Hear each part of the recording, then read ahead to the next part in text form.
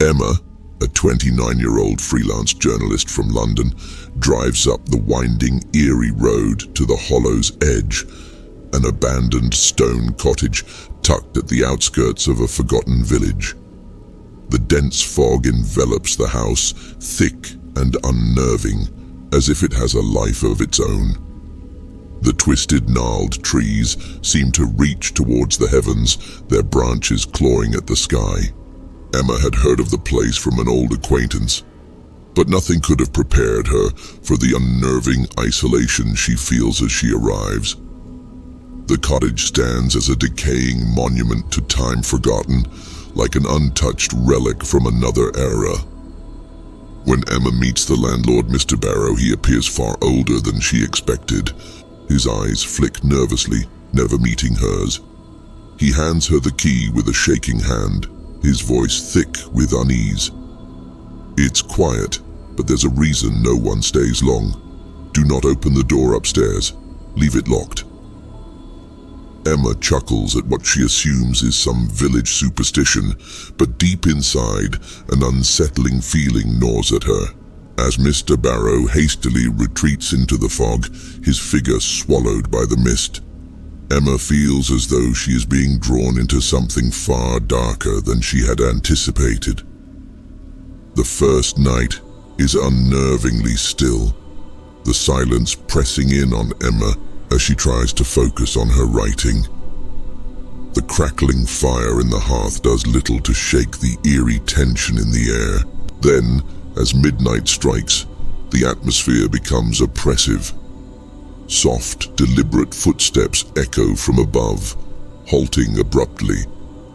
A strange, unsettling scratching sound follows, like something dragging across the floor. Emma freezes, her fingers poised above the keyboard. Her gaze darts upwards to the ceiling, her pulse quickening.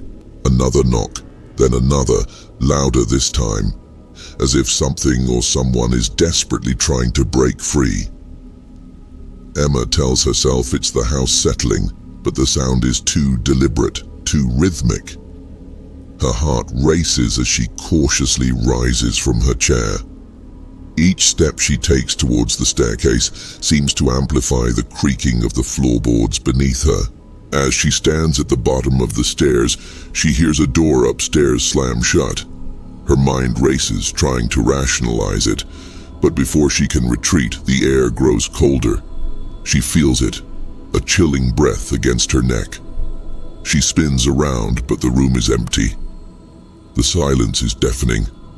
The next morning, Emma tries to push the unsettling events from her mind, but a constant mounting tension gnaws at her. At the village market, she casually inquires about the house to the elderly shopkeeper. His face drains of color. He glances nervously over his shoulder before speaking in a barely audible whisper. "People don't last long there. You should leave while you still can." Emma presses for more, her curiosity piqued. "What happened to the last tenants?" The shopkeeper falls silent, then mutters, "They vanish. Every time. No one who enters that room upstairs ever returns, and that door, once it's opened, there's no coming back." The words reverberate in Emma's mind as she walks back to the cottage, an unnerving chill creeping through her. Why was everyone so terrified? That night, the noises return, but this time it's worse. The sounds of scraping, dragging, echo from the walls, not from above, but deep within the very foundations of the house. Emma's heart pounds in her chest. She tries to ignore it, but her hands tremble as she writes. Then a sudden low groan reverberates through the house, the sound of ancient wood bending under unimaginable pressure. A coldness wraps around Emma like an iron cloak. As she glances up, something catches her eye. The mirrors in the room, she realizes, are all angled downward, as though deliberately avoiding her gaze. Driven by a mix of dread and fascination, Emma takes a deep breath and ascends the stairs. The air grows thick, suffocating with the scent of rot and decay. With every step, the floorboards groan underfoot as if the house itself is protesting her movement. At the top of the stairs, she notices the locked door is slightly ajar. The overwhelming stench of dampness and decay hits her like a wave. Emma's hand trembles as she pushes the door open. The room is bare, save for a solitary, aged armchair facing the window. On the floor beside it lies a yellowed, dust-covered diary. Her heart pounds as she flips through the pages, the handwriting erratic and desperate. The final entry reads, "She's here. I see her in the mirrors. She's waiting for me. She's always waiting. I can't escape her anymore. No one escapes no one." Suddenly the temperature plummets and the door slams shut behind her. Emma gasps, spinning around. From the corner of the room, a soft rustling of fabric reaches her ears. Slowly, she turns to find that the chair, once empty, now holds a figure.